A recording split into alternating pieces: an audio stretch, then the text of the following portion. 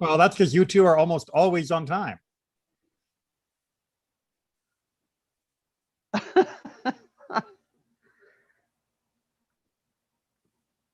Yeah, I have a problem with that. Never be late.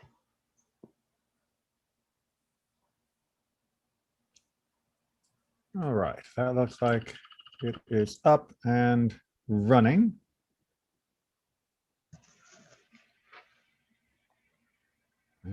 We're good to go. Okay, very good. So we'll just give it another second for people to log back in, but looks like we're almost there. And Natan, I see that you're on. Welcome back. First time I get to talk to you directly rather than just through typing. It's good to have you back in the country. Thank you, Rabbi. I'm just without the camera because I'm cooking lunch for the girls. Ah, wonderful. Doing two mitzvahs at once. But I'm here, okay, listening to you. That's great to have you. Thank you, sir. All right. Well, I think we've given our usual 2-minute buffer, so let's go ahead and get underway. Those of you that use the WhatsApp may have noticed that I put my little teaser in today about finding out what happened at Sinai. Now, I'm going to go ahead and just cards on the table. We don't have a video camera. We don't have an audio recording. We don't have even a cave painting of what it looked like, but we do have the text of the Torah itself. And through analyzing the different passages, as well as relying upon the analysis and traditions of our sages, we can come a lot closer than Charlton Heston did in his movie. There are a lot of things wrong with that movie, and unfortunately, it has endured for many as being the paradigm of what it looked like at Mount Sinai, with Moses, standing up on the top of the mountain with lightning blasting the rock in front of him, and everyone else down below having a party around a golden calf. Flush that from your head. That is simply not at all what the text suggests happening. And although there will be some debate, as we will see, there was no debate about whether or not that movie got it right. Everyone agrees that movie was pretty much rubbish. So let's go ahead and dive into the retelling of this section, which is in Deuteronomy chapter 5. And then we will, through our commentary, make reference back to some of the passages from Exodus 20 and 19, where more of it occurred. Unfortunately, I wish we had 2-3 hours to go through all of the different texts and all of the different commentaries. It would be a great intensive shiur, really just doing a full Yom Iyun on the day of the giving of the Ten Commandments, the day of Sinai, in all the texts that refer to it and all the commentary would be a beautiful way to spend a day. But we don't usually have that much time, unfortunately. If anyone wants to get together, we could maybe schedule a time when we could do a multi-hour session on something like this. But today, let's dive in with the best we can within the time allotted. So, Devarim chapter 5, verse 1. Moses summoned all the Israelites and said to them, "Hear, O Israel, the laws and rules that I proclaim to you this day. Study them and observe them faithfully." So not only do we know that we are supposed to do them, right, shmartem, that we will keep them, but we also have to learn them, lemadatem. So one of the things we are doing today is continuing to fulfill this command, to study what has been given, because nothing is understood without study. But let's get to our topic at hand. The Lord our God made a covenant with us at Horeb. A reminder that Horeb is the alternative name for Mount Sinai. Many people and places in the Tanakh have more than one name, and Sinai and Horeb are interchangeable for the mountain, excuse me, the mountain where the theophany, our experience of God, took place. It was not with our fathers that the Lord made this covenant, but with us, the living, everyone who is here today. So just a quick reminder that Moses is trying to remind us here that Abraham didn't get the experience of Sinai. Jacob didn't get the experience of Sinai. None of the people who came before, from the line of our ancestors, from Abraham all the way through till the generation of the Exodus, had the experience of Sinai. which means something that happened there very amazing, very special. And it happened to the people that are alive now. This is not for those at that generation received tradition. This was firsthand experience. And what did that experience feel like? Verse 4, face to face the Lord spoke to you on the mountain out of the fire. I, meaning Moses, stood between the Lord and you at that time to convey the Lord's words to you. For you were afraid of the fire and you did not go up the mountain, saying, and then we get into the Ten Commandments. So we're going to pause real quick. We're going to do a quick review of the Ten Commandments, but that's not our focus. But you can't get this close without doing a review. But I just want to point out that there is an apparent linguistic contradiction, or at least tension, between verses 4 and verse 5.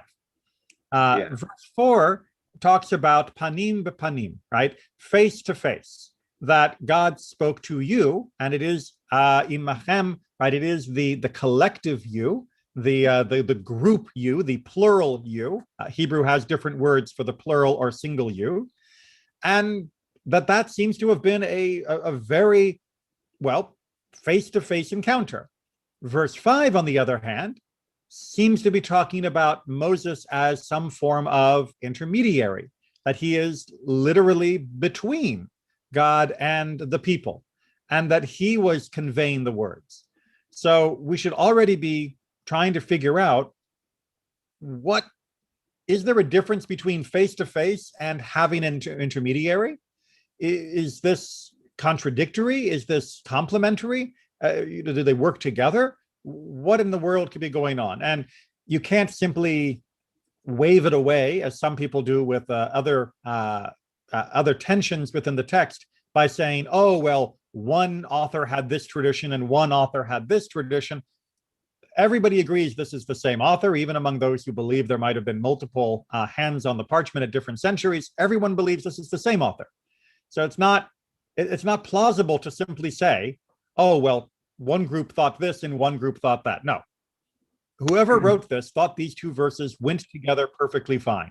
So have that in mind, that tension, as we dive through the Ten Commandments, and then we will come back out and go back to the commentary on this tension. Verse 6.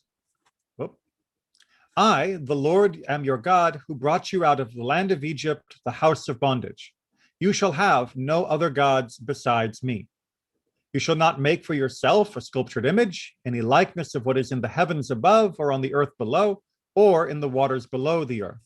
You shall not bow down to them or serve them. For I, the Lord, your God, am an impassioned God, visiting the guilt of the parents upon the children, upon the third and upon the fourth generations to those who reject me, but showing kindness to the 1,000th generation of those who love me and keep my commandments. Personally, I would have translated the word reject as hate, because that's a more literal translation of the Hebrew, and it provides a better poetic counterpoint to those that love in verse 10.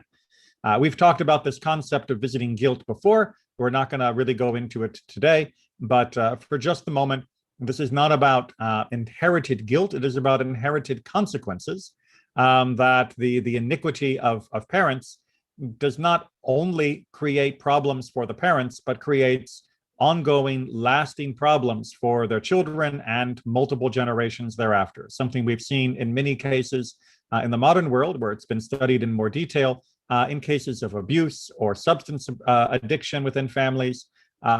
It is a problem that is unfortunately often passed down through generations, even unintentionally. But that's a whole nother discussion. Verse 11, you shall not swear falsely by the name of the Lord your God, for the Lord will not clear one who swears falsely by his name. Again, swearing falsely here is not about taking God's name in vain. It's not about using God's name in some form of expletive, although you shouldn't. This is about people who would swear in a court that they had not done something, or that they had done something that would give them more benefit in the court proceeding. And if you do that falsely, no one else may know, because they didn't have much other evidence back then, but God will know, and you will eventually suffer for that. 12, which is to say the fourth commandment. Observe the Sabbath day and keep it holy, as the Lord your God has commanded you. 6 days you shall labor and do all your work, but the seventh day is a Shabbat of the Lord for your God. You shall not do any work, you, your son, daughter, your male or female slave, your ox or your ass, or any of your cattle, or the stranger in your settlements, so that your male and female slave may rest too. Remember that you were a slave in the land of Egypt, and the Lord your God freed you from there with a mighty hand and an outstretched arm. Therefore, the Lord your God has commanded you to observe the Sabbath day. Moving on to the fifth commandment. Honor your father and your mother as the Lord your God has commanded you, that you may long endure, that you may fare well in the land that the Lord your God is assigning to you. And 17, we begin to get a series of commandments. You shall not murder, you shall not commit adultery, you shall not steal, you shall not bear false witness against your neighbor, you shall not covet your neighbor's wife, you shall not crave your neighbor's house or his field or his male or female slave or his ox or his ass or anything that is your neighbor's. And we've also had long classes discussing what exactly coveting means, and it's not just the case of, ooh, I like it. It's a much more active emotion than that. And then we're just going to finish off here with another restatement of what the experience was like, since that is more focused on our topic for today, from verse 19. The Lord spoke those words, those and no more, to your whole congregation at the mountain, with a mighty voice out of the fire and the dense clouds. He inscribed them on 2 tablets of stone, which he gave me. When you heard the voice out of the darkness, while the mountain was ablaze with fire, you came up to me, all your tribal heads and elders, and said, the Lord your God, our God, has just shown us his majestic presence, and we have heard his voice out of the fire. We have seen this day that man may live, though God has spoken to us, to him.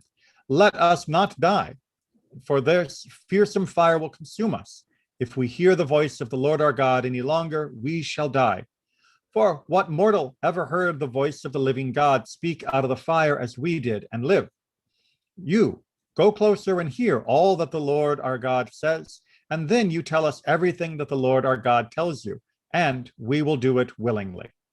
All right, so we're going to leave it at that as our description for the event.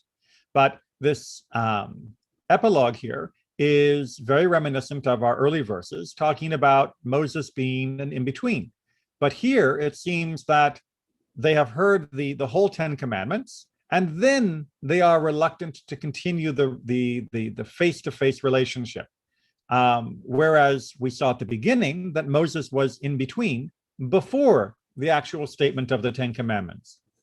So again, there seems to be a tension of when was Moses appointed by the nation as being the go-between, and then exactly what did the people as a group experience at Har Sinai, at Mount Sinai. So with that in mind, we're going to go to our commentaries. But before we leave the text itself, do people have any questions not about that tension, or do they have any preliminary thoughts on that tension that they would like to share? I have a thought. I don't necessarily see this as a dichotomy, more as a paradox. It's not an either or, but it's an and. And I hope perhaps we see that teased out in the commentary. And putting it together as an and, as I said, definitely creates a certain tension in the way we understand the text. And then it's like you said, finding a way that we can allow both models of the experience and others as well to coexist. Well, that's got our work cut out for us. All right, not seeing any other questions or comments either in the YouTube section or on the other. Let's go ahead and jump to our commentary selection for today. There we are.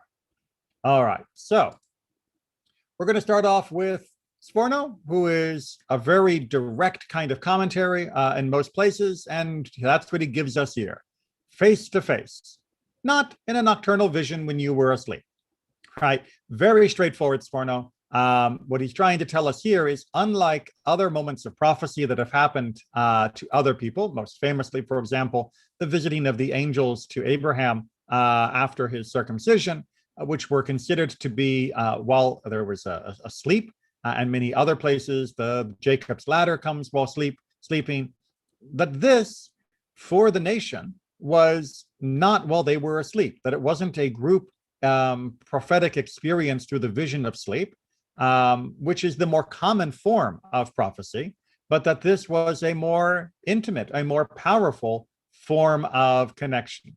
Now, that may seem, kind of obvious, because you may never have considered the idea that the nation would have been asleep.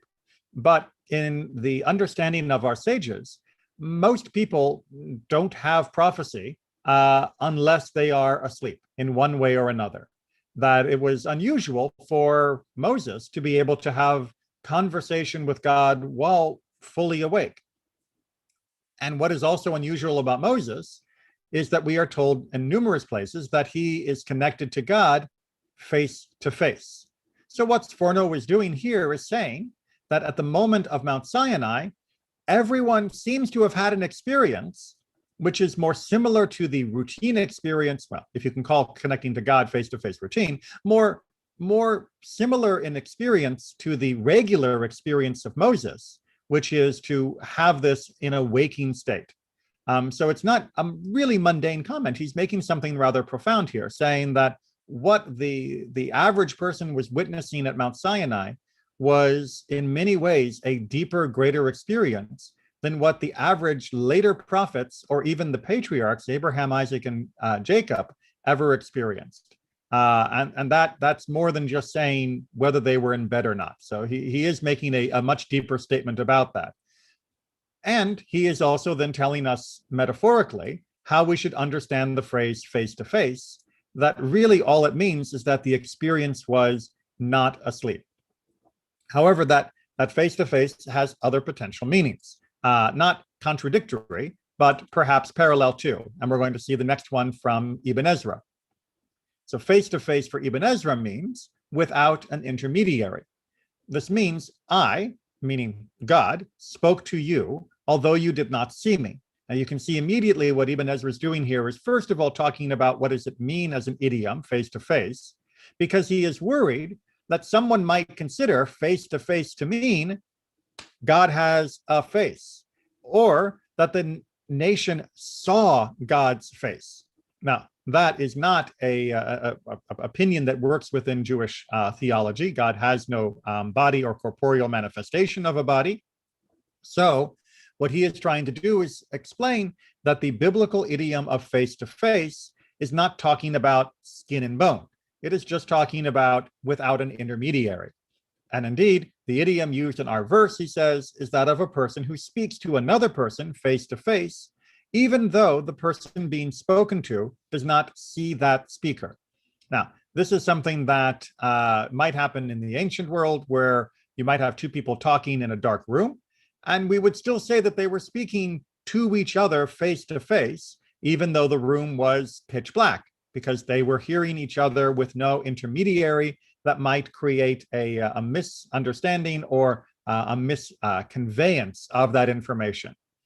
We can argue in the modern world whether or not something like the phone or Zoom and YouTube like we're using now, although Zoom, because it is two-way, would also count as face-to-face in this idiom.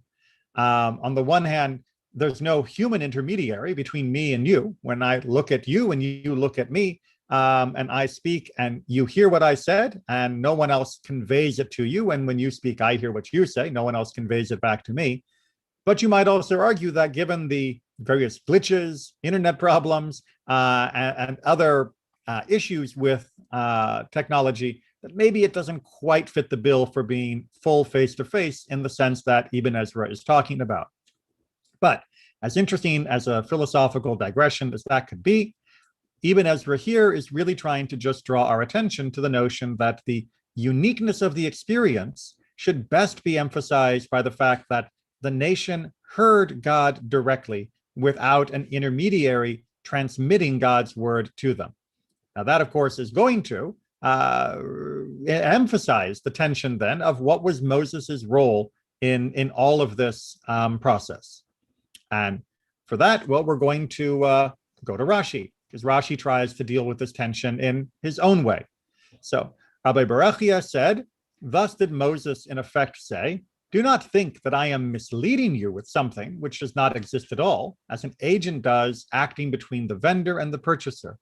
Behold, the seller is speaking, the seller himself is speaking to you. So using a metaphor from, from even to modern times for buying and selling through an intermediary agent, Rashi is trying to say that Moses was emphasizing that while Moses is restating the mitzvot that we find in the book of Devarim, most notably the 10 commandments that he is about to restate on our behalf, or for our benefit rather, that he is reminding them that, I'm not making this up because you heard it. I'm not acting as a representative of God who, like in business, may or may not speak completely correctly, either by error or by choice, for what the original person wanted to be said. That what I'm saying is right because you were there, because you heard it too. But again, this is emphasizing, well, what was your role then, Moses, if the people experienced this directly? So to try and find a way to reckon. Joshua? Yes. Hello?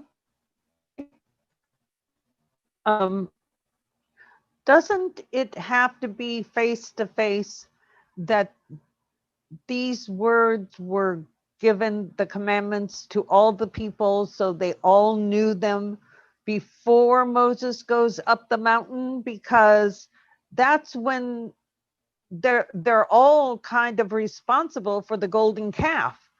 If they said, well, we didn't hear them, then they could escape, some punishment. But the fact that everyone heard, man, woman, and child, and strangers who were with them, makes them all responsible for their actions when they started to lose faith. Right. Now, the basic point that you're making is absolutely right, that we need the 10 commandments at minimum to have been conveyed to the people somehow in a way that they understood and that they understood that they were agreeing to, in order to hold them responsible for the crime of the golden calf. However, it doesn't tell us exactly how they got that information. Did they get that information directly from God through their own ears, so to speak? Or did they get that information conveyed to them from their trusted agent, meaning Moses? And that's the tension that we're still dealing with. We know they got it, but how did they get it? And it's not as important for the ultimate dependability of the law. We know the law is the law because it's in the Torah, and whether that was conveyed directly to our ancestors or whether that was conveyed directly to Moses, who conveyed it to our ancestors faithfully and honestly, is less important, because we know that Torah is correct and true. But there are some spiritual and emotional elements that are really quite important to understand what and why God did what he did at Mount Sinai. So they're definitely on the hook, no matter what. But still, how that matter took place is important for its own reasons. But yeah, they can't weasel out of it saying they never heard. So Chizkuni tries to. Never heard this. What's that? I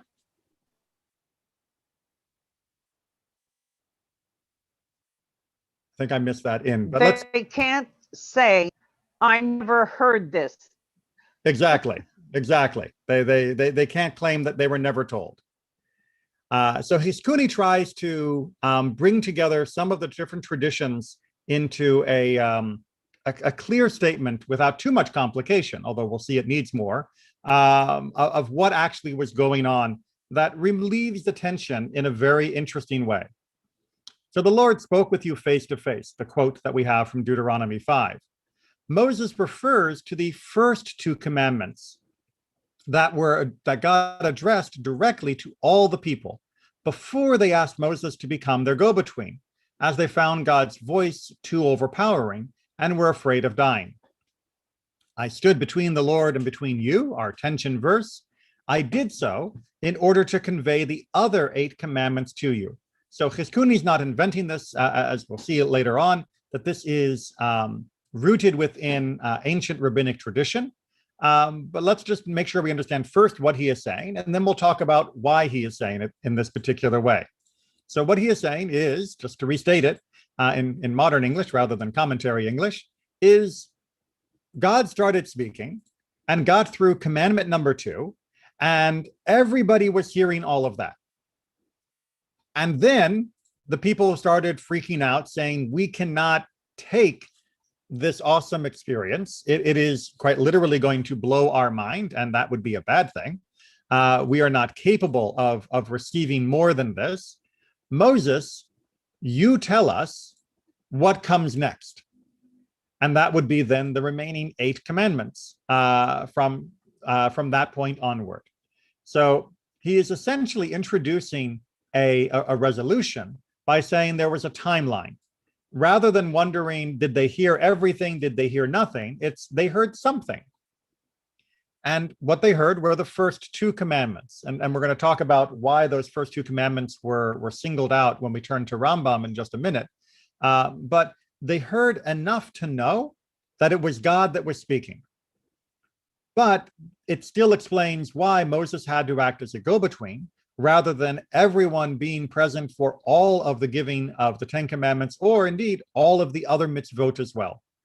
That was something that seems to have been impossible for our ancestors to truly absorb and to feel like they could contain that experience, which we will continue to come back to as a theme and talk about why that might be the case as we go on.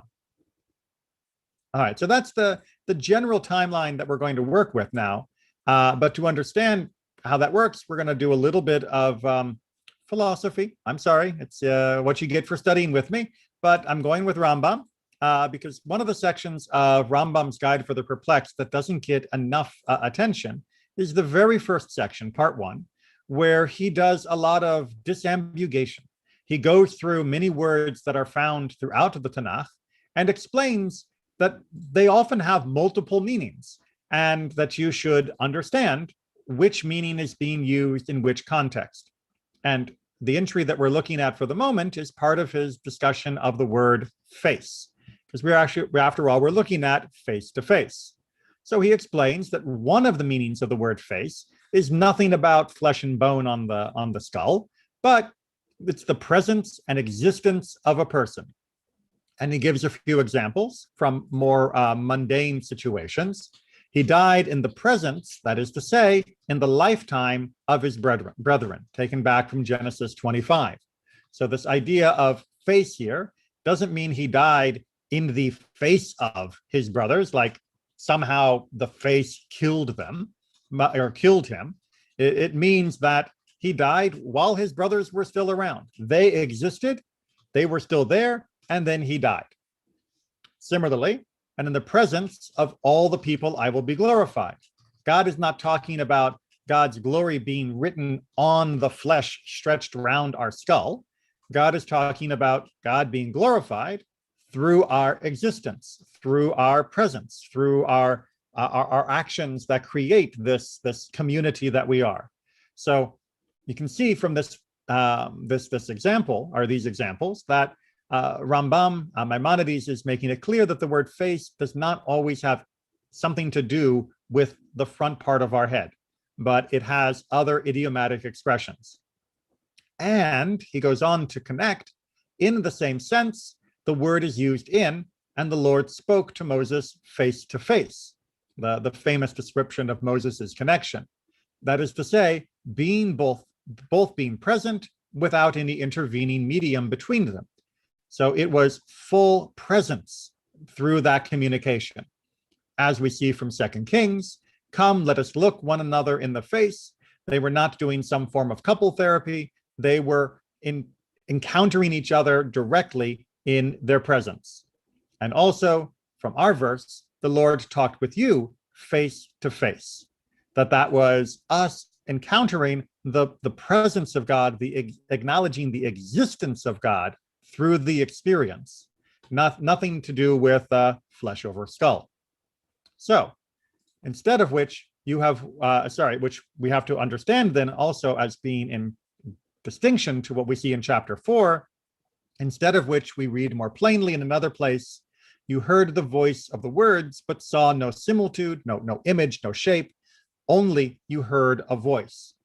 So the hearing of the voice without seeing any similitude is termed face to face. Even though there wasn't a image of a face, it's still called face to face because we came fully into the encounter with God's presence.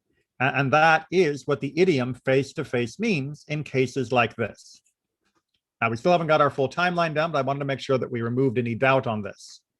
And similarly to the words, and the Lord spoke to Moses face to face, correspond to, there he heard the voice of one speaking to him, in the description of God speaking to Moses.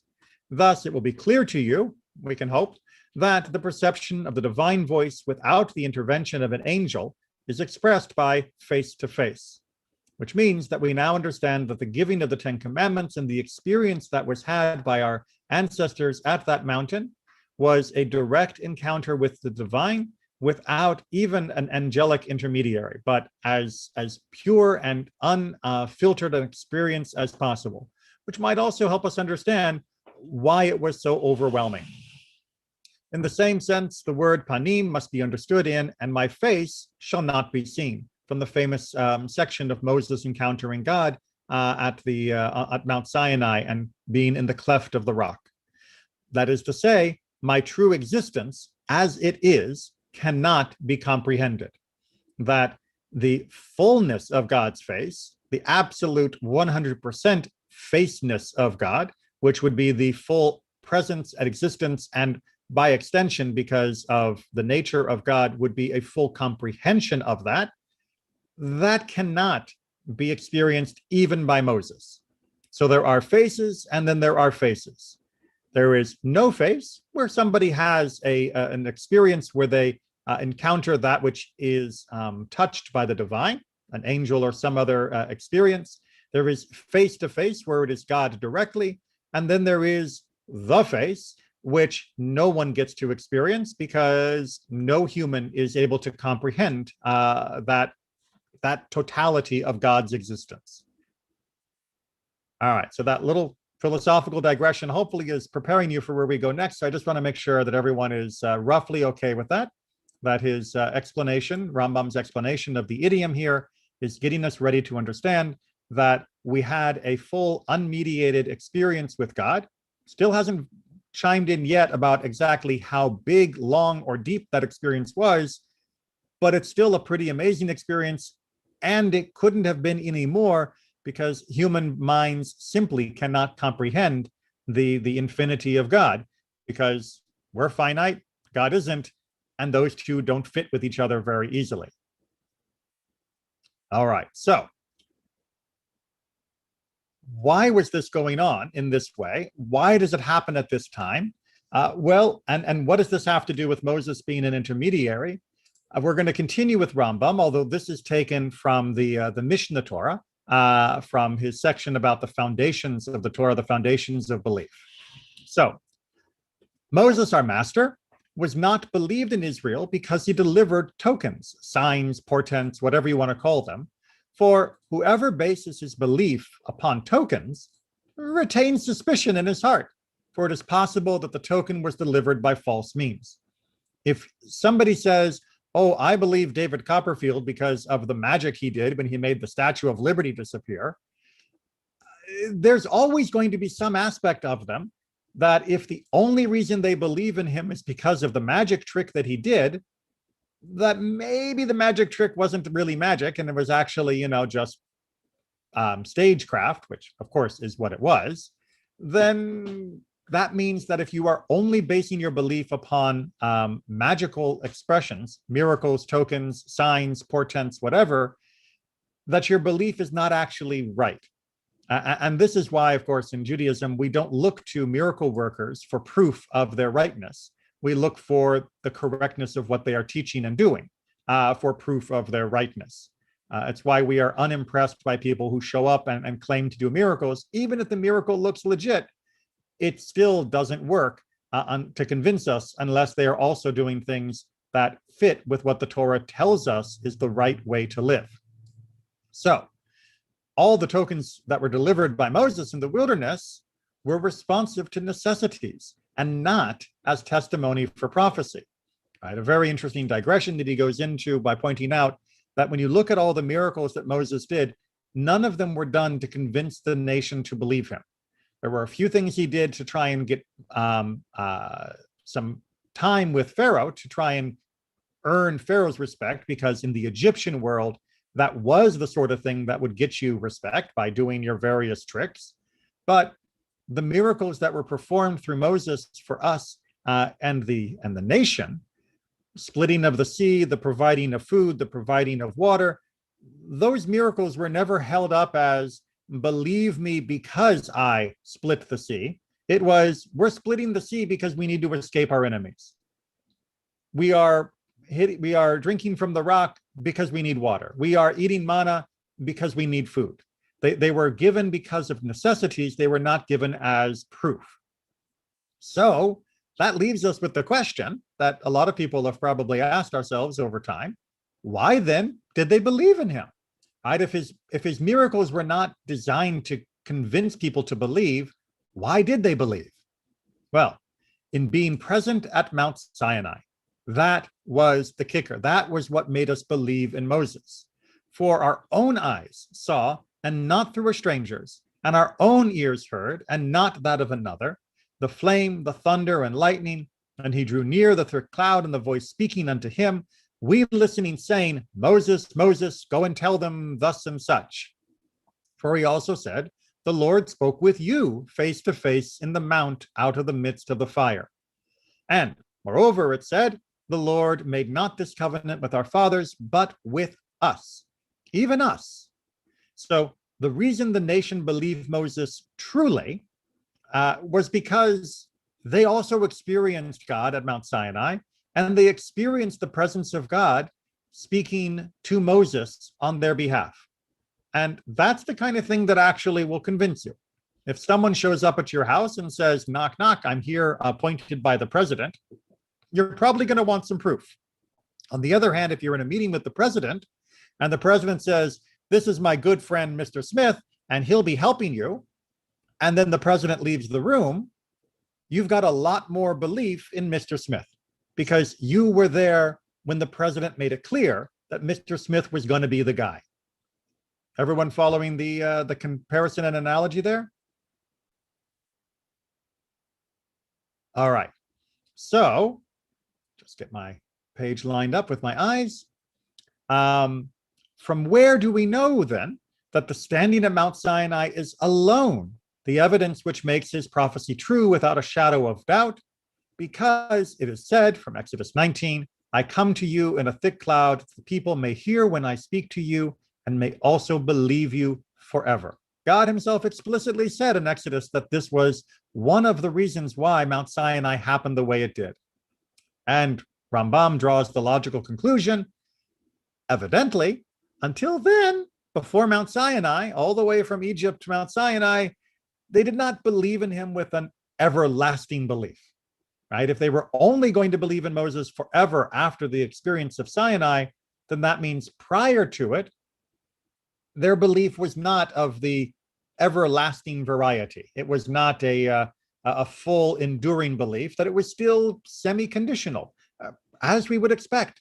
As Jews, we are skeptical people. As Jews, we are demanding people, as people will tell you. And that means that we want proof. Missouri may have the slogan of the show me state, but we've been the show me people. And we demanded, essentially, that there be an experience that confirms once and for all that indeed what we are receiving in the Torah, what we are receiving from Moses, is from God. Because without that, the experience could not have endured enough to shape the next 3,000 years of our history and human history. This public appointment of Moses, this public connection of God to the nation, this is a transformational point in all of human history. And it is one that is not normally duplicated. The other major religions that I have studied all have private points, all have private points of prophecy, where the prophet is alone, where the prophet is receiving unique and secret transmission, and then is conveying it, and usually produces signs and wonders to convince people. But the experience of God for the nation as a whole doesn't usually go along with other types of religious foundations. And whatever we want to say about the rightness and wrongness of different religions, there is a very important spiritual psychological bond within Judaism to say that as Jews, we are taught to believe that we, rank and file, not just, holy people and people of whatever caliber, but rank and file, we all stood at Mount Sinai and had an experience where God spoke to all of us. And we're going to break it down again about exactly why God shared what he did and what couldn't be shared and all of that. But that basic concept that God reached all of us at this moment, that God connected to all of us at this moment, that is an amazing statement that is, to the best of my knowledge, not duplicated in other world religious beliefs and histories. It is something that sets us apart because we demanded universal connection to God. Even if we recognize that Moses would be the guy and would be the one who would be able to withstand and comprehend and transmit day after day after day the rest of the commandments, we had to have this experience to know that we were connected, and indeed this is what was happening, and we weren't just following someone else who had an idea about the way things should work, because we just left Egypt, where there was a guy sitting on a throne who had his own ideas about himself being God and what God did, and had his own way of doing magic tricks, as we saw from the various magicians in Egypt. And that's not good enough for us. We need to know that God is speaking to us, not to him and only him. Questions, comments, before we get back into the details of why it broke where it broke and the 2 verses 8 and all of that? All right, let's dive into the timeline in more detail. Again, we are back in our Rambam analysis. Just a second while I get my screen set up. It is clear to me that what Moses experienced at the revelation of Mount Sinai was different from that which experienced by all the other Israelites. For Moses alone was addressed by God, and for this reason, the second person singular is used in the 10 Commandments. So let me just make sure you understand what he's trying to draw our attention to here, because I know grammar isn't everybody's favorite hobby. But if you go back to the beginning of the restatement, and it is the same in Exodus 20, where God is talking, he says, I am your God, Elohecha. As I mentioned earlier, in Hebrew, there is a distinction between the singular second person and the plural second person. When I speak to you, I would say something different, Elohechem. When I speak to you, just one person at a time, Elohecha. It is a singular ending. So why would the 10 Commandments spoken to all of us be phrased in a second person singular form? Well, according to Rambam, it is because this is letting us know that while it is true that God spoke face to face with all of us, there was more FaceTime with Moses, that there was a greater intimacy. And in some ways, we were almost eavesdropping on the conversation that Moses was having with God, or more specifically, God was having with Moses, and that we were picking up on that more powerfully than others would ever experience, but still not to the same degree as what Moses experienced, which will get explained in a little bit more. Furthermore, the words, in order that the people hear when I speak with you, now back to Exodus 19:9, is emphasizing the word you, because this shows that God spoke to Moses and the people only heard the mighty sound, not distinct words. What? What do you mean only heard mighty sound? What are you talking about here, Rambam? And even where the hearing of words is mentioned, only the perception of sound is meant. Hold on a second. It was only Moses that heard the words, and he reported them to the people. So what is Rambam doing here? What he is doing is saying that we had a face-to-face encounter with God, but one of the reasons why we couldn't continue was because although we could feel the full force of God's presence, we were not capable of digesting that experience into usable language and words, that we as the human receptacle couldn't contain it. It would be the equivalent of having an incredibly powerful stereo and hooking it up to very, very, very weak speakers. If you've ever done that, you'll know that you'll usually end up with just sort of rather than the actual noise, because the speaker simply cannot handle it. And if it gets too much or too long, the speaker itself will pop. You'll blow out the speaker. Moses, on the other hand, well, he had the ability to not only withstand that experience, but to be able to relay it in intelligible sounds to the rest of us. That is the uniqueness of Moses's experience. But we shouldn't feel diminished that in Rambam's understanding that we did not get to hear word by word by word. What we still experienced was incredibly important and profound. And again, Rambam is going to pick up on the tradition of our people and point out that the Israelites heard the first and the second commandments from God. That is to say, they learned the truth of the principles contained in these two commandments in the same manner as Moses, and not through Moses.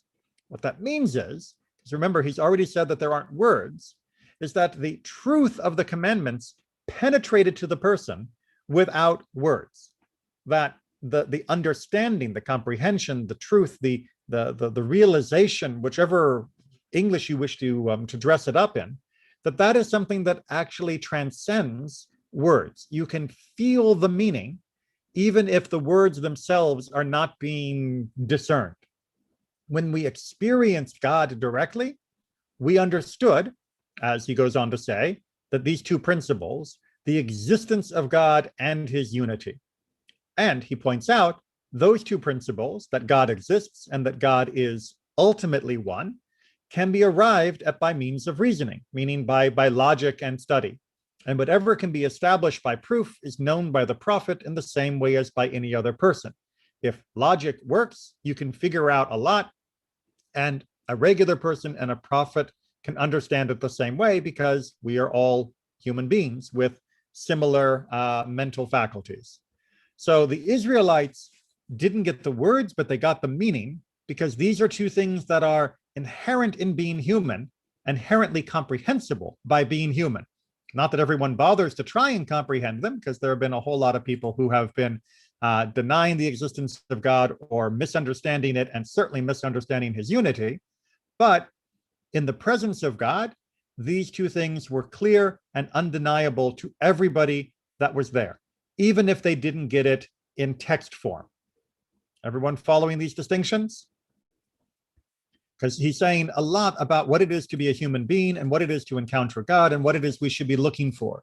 When people are trying to hope for messages of words and text that will let them know what God wants and what God hopes for them, that is the wrong way to expect an encounter of God to go down.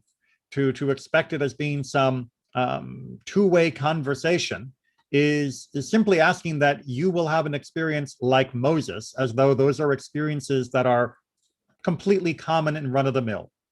The face-to-face of the Israelites, which was still greater than anything the other prophets experienced, was still limited only to what they could comprehend by virtue of their humanity, because they couldn't comprehend deeper than that. And they recognized that they couldn't comprehend deeper than that. That is why, as Rambam continues, but the rest of the commandments are of an ethical and authoritative character and do not contain truths perceived by reason, meaning you can't actually reason your way to establish the other commandments.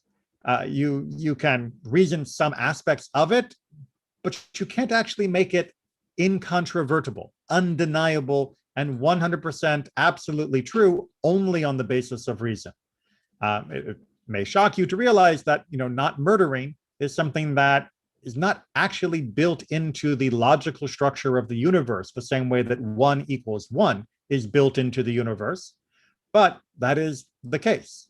As such, we needed someone else to be able to help. Moses, the most distinguished of all humans, received successively the other commandments and came down to the foot of the mountain to proclaim them to the people while the mighty phenomena continued. So, in the midst of the fire and the thunder and the light, in the midst of all of the noise and the feeling of God's presence, which expressed undeniably the two different principles of the first 2 commandments of God and God's unity, Moses is able to also distinguish the additional insights and points, and he is then able to transmit, to relay, to convey what the rest of this experience means in words that are intelligible to the rest of us, because we can't do that on our own. And that is part of the reason why we ask for Moses to be a go-between. It is not just because we are afraid of the experience, although it is clearly overwhelming. It is also because we lack the apparatus to be able to interpret the experience in a way that will lead to understandable and actionable behavior. We can't translate it into a way to live. All we can do is bask in the moment, but we want more than that. We don't just want an encounter with the divine, we want direction from God. And that is what God is trying to do. And we can tell that's what God's trying to do. And we can tell that we will miss it if left to ourselves. We need Moses to be able to render it into intelligible language, intelligible by us. So let's go ahead and just finish up this passage so that we can get the rest of Maimonides' opinion on this. But the voice of the Lord, that is the voice created for that purpose, again, Rambam is just reminding us subtly that God doesn't have a voice box, but God can create a physical phenomenon that will impact upon our eardrums the way a voice box might. The voice created with which was understood to include the diverse commandments, was only heard once, as is declared in the law and has been clearly stated by our sages in the places which I have indicated to you. When the people heard this voice, their soul left them, and in this voice they perceived the first 2 commandments. It must, however, be noticed that the people did not understand the voice in the same degree as Moses did. So even though they understood God is one, God exists, they still didn't quite reach the full depth that Moses did, which is why they would not have been able to even write those 2 commandments down with as much clarity and perfection as Moses did. Note it, remember it, for it is impossible for any person to expound the revelation of Mount Sinai more fully than our sages have done, since it is one of the secrets of the law. It is very difficult to have a true conception of the events, for there has never been before, nor will there ever be again, anything like it. Note it. So this is the equivalent of putting asterisks and highlighting all over the book. Rambam is trying to say, yeah, this is a mind-blowing experience, and it is unprecedented, and it's not with any repetition. This is the kind of thing that happened once and has set in motion a transformation of the human expectation of life, the human expectation of divine. And this is something that we hold on to as a revolutionary moment in the course of all of human history. It can really not be overstated how important the giving of the 10 Commandments and the experience was, because of this way that it interacted with the very people that were there, all of them, man, woman, child, stranger, native born, everybody was awash in this experience, and everyone understood the truth of God's existence and his unity. And we also understood our limitations, that in that moment we recognized that as much as we could perceive God and perceive the truth of God's essence being one, we couldn't draw enough out of that experience for ourselves to be able to be perfectly steered in our actions and in our life. But we would need guidance on that. We would need someone to translate the experience, which we knew was true, And that translation would be what we call the Torah. That translation would be taking the experience that we had but couldn't contain within ourselves and putting it onto a parchment so that we would be able to re-experience it in a way that could reawaken that memory of that experience and guide us day after day after day for 3,000 years. Like I said, this is one of the most amazing parts of our people and our history, and we're just scratching the surface of it. But if you have questions or comments, hopefully plenty of questions, but questions that I might be able to answer, then now's a good time to unmute or type it in chat. Maybe we could Rabbi? study this. Maybe we could study this next Shavuot for all night to look at, to reenact that kind of experience. Well, as one of the metaphors I use, I'm not sure you could reenact this without trying to compare it to standing outside with a fire hose and telling someone to get a drink of water. It's like, I know I'm wet, but I can't tell where it's coming. And when it's just overwhelming. But yes, making this part of our Tikkun Leil Shavuot, that could certainly work. John, you were also saying something? I was say what Raman says, the people did not understand in the same degree. I've been looking at this, it really is an eyewitness testimony issue, because we know that there's 603,000 people who are eyewitnesses and are going to give slightly different accounts. So the question then becomes, whose testimony will be the most trustworthy and reliable? And we're told that. That's why we're told where Moses is standing when this is all happening. So the people are all at the bottom. Moses is standing between the Lord and the people. So in a way, he's kind of closest in a physical sense, but also spiritually. So we're reminded, that yes, everybody heard this, but my servant Moses, he's the one who will have the most reliable and trustworthy eyewitness to what I'm saying. And so it's not necessarily that is, yes, they were all there, they all heard it. Moses was there too, and he heard it, but Moses was in a slightly better position than to remember it and retell it. Be the eyewitness that we rely on today. Right, more than slightly, I would add. As we've talked about before in other classes about prophecy in general, there's a misunderstanding by many people. The beautiful imagery of Ezekiel or Isaiah makes some people often think that somehow they saw something more grand than what Moses saw. No. But it's the opposite. It's the opposite, right? Where Isaiah saw 6 wings, Moses saw don't kill. Where Ezekiel saw, a sapphire throne and wheels within wheels, Moses saw do not defraud.